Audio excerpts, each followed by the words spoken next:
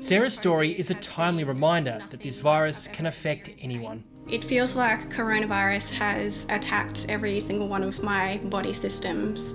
4 weeks into my journey with COVID, I still feel like I'm incapacitated.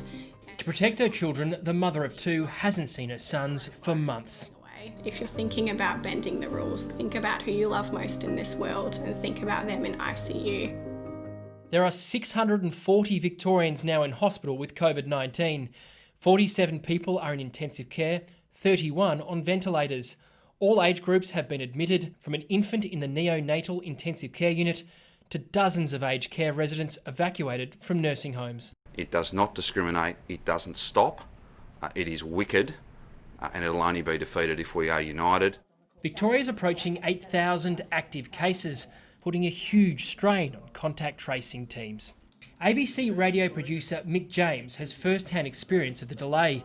His son's school was closed last week after a student tested positive. We assumed that we were likely to be a close contact, so we decided to self-isolate and then took him for a test. His test was negative, but the department only told him that his son was a close contact a week later. I was really frustrated that it had taken that long. For other families at the school for whom English isn't their first language, I was worried about the poor communication. The contact tracing team are doing an amazing job considering the volumes here. It is a big task.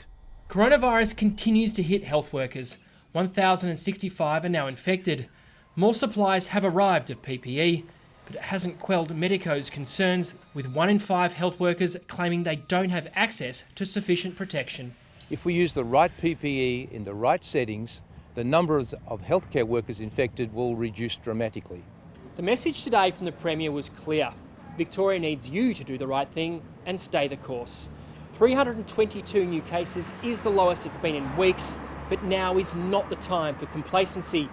Tomorrow, the Premier, Health Minister and top bureaucrats will front a parliamentary probe examining just how this pandemic has been managed.